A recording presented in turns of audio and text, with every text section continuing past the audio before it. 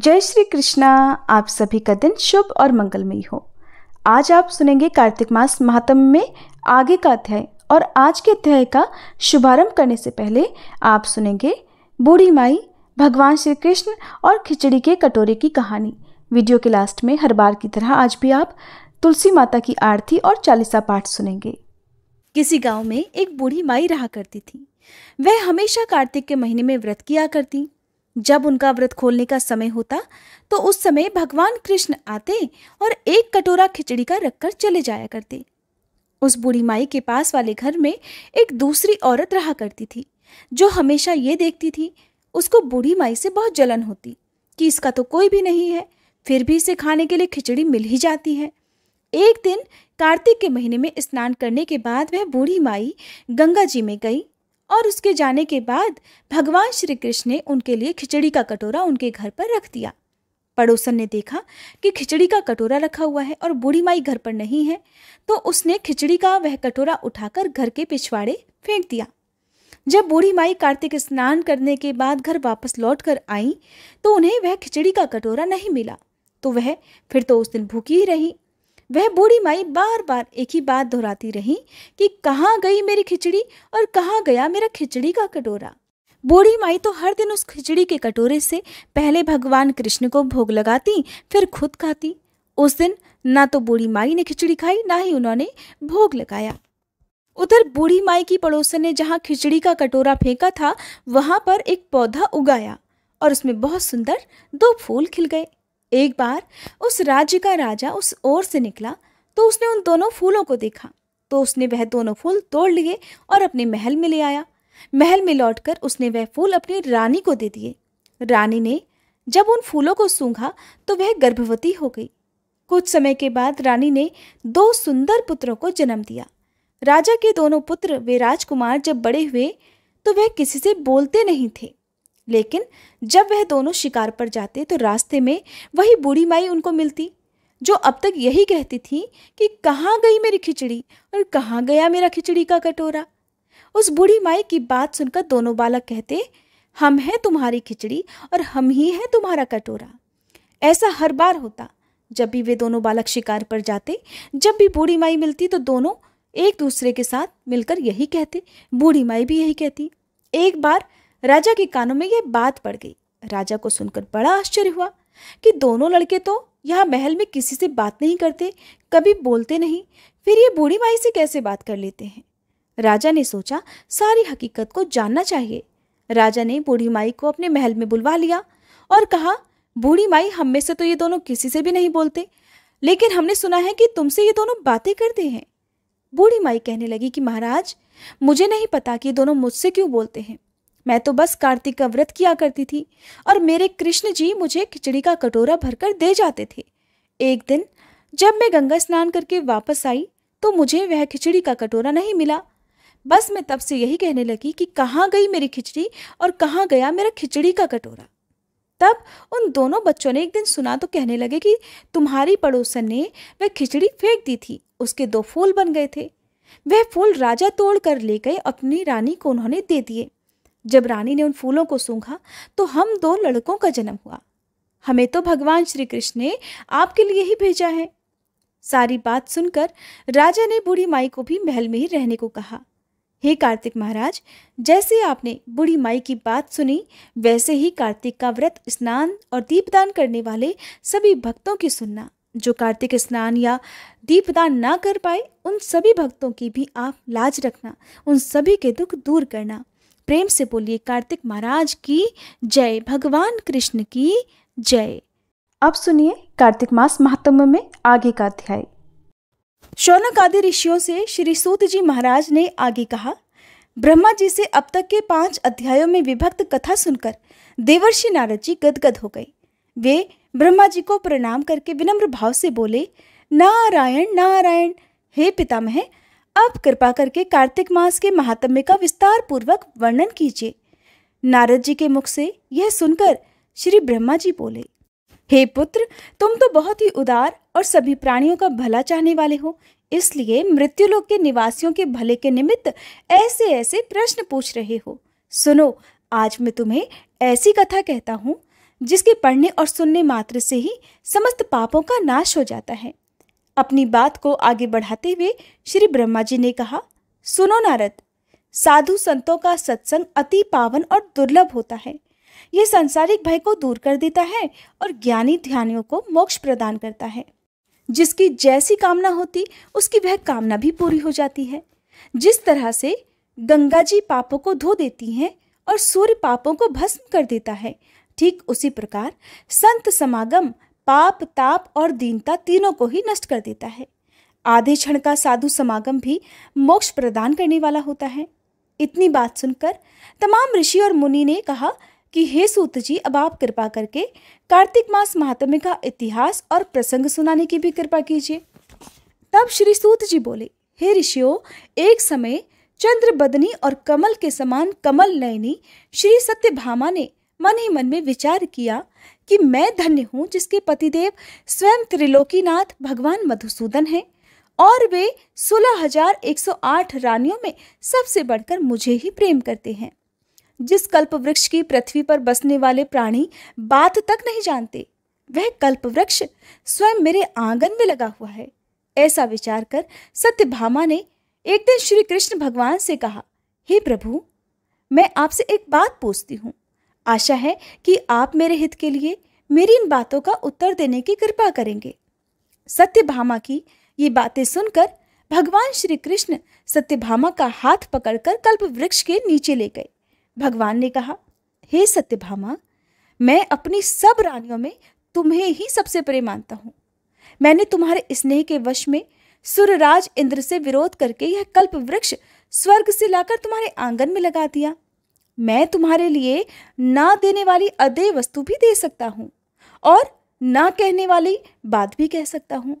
इसलिए अगर तुम मुझसे गुप्त से गुप्त भी बात पूछोगी तो भी मैं तुम्हें बता दूंगा।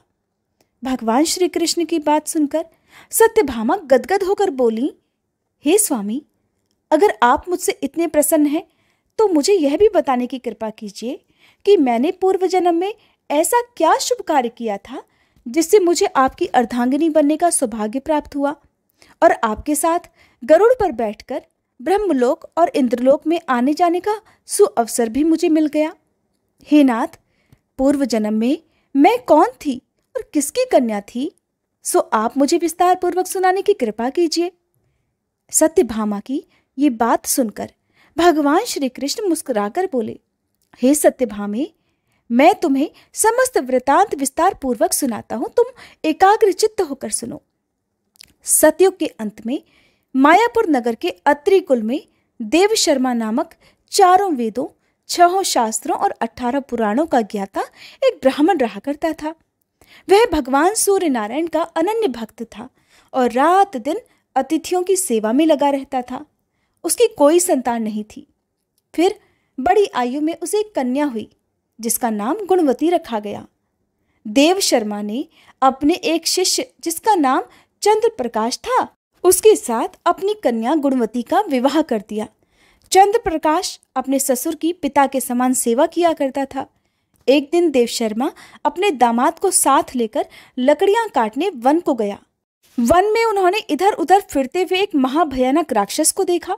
उसको देखकर उन दोनों के हाथ पैर फूल गए और भागने में असमर्थ होने के कारण वे दोनों उस राक्षस के हाथ से मारे गए।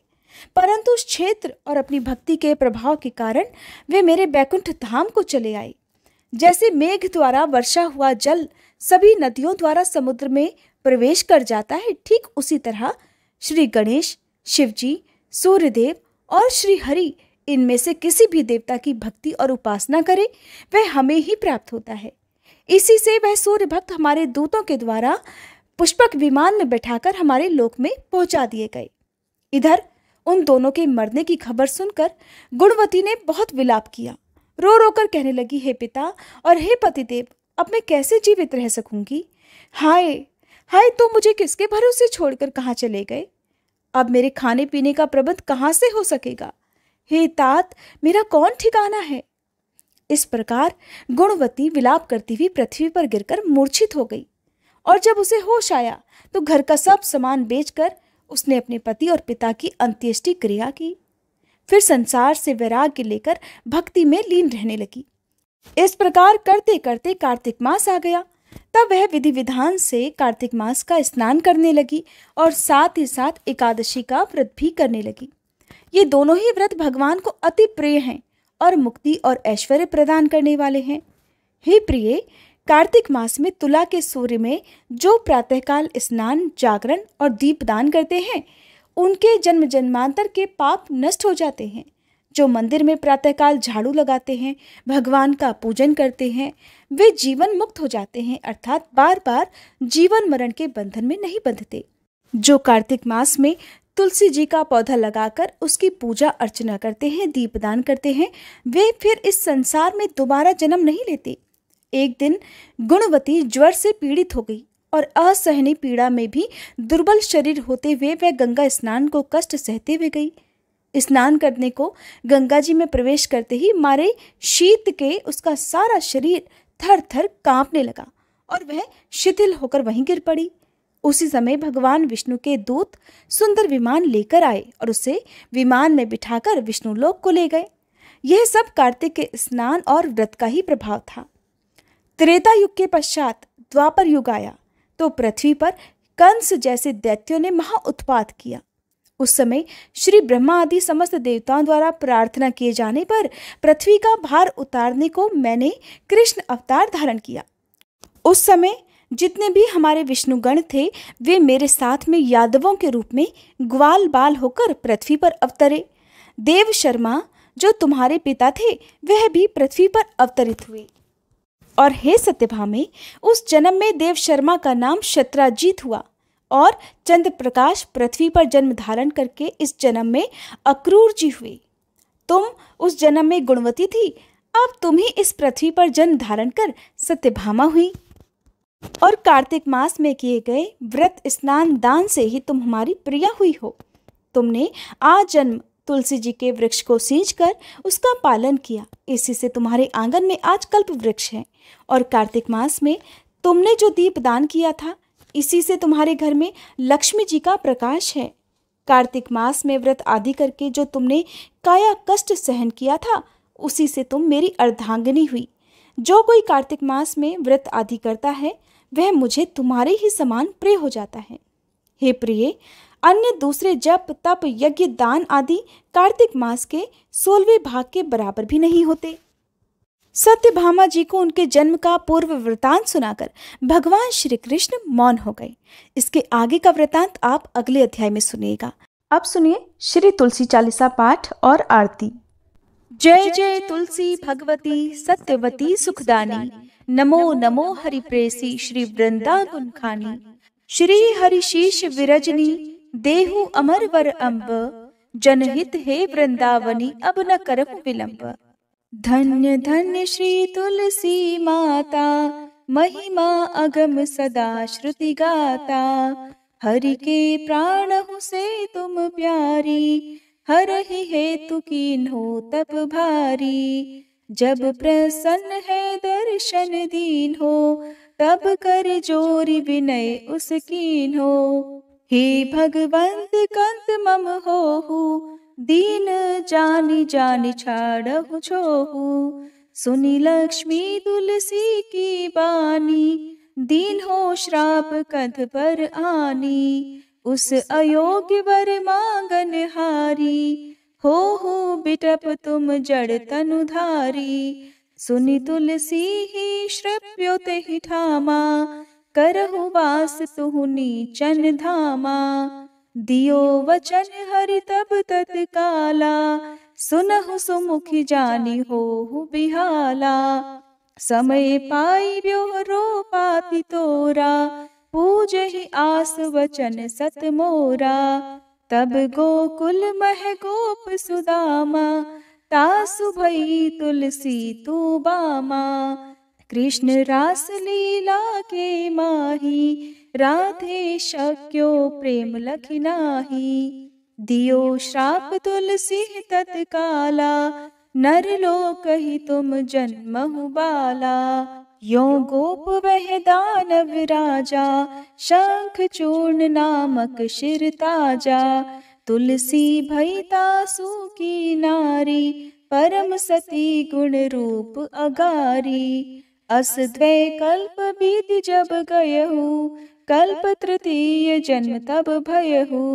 वृंदा नाम भयो तुलसी को, असुर जलंधर नाम पति को। कर अति द्वंद अतुल बल धामा, कीन्हा शंकर से संग्रामा।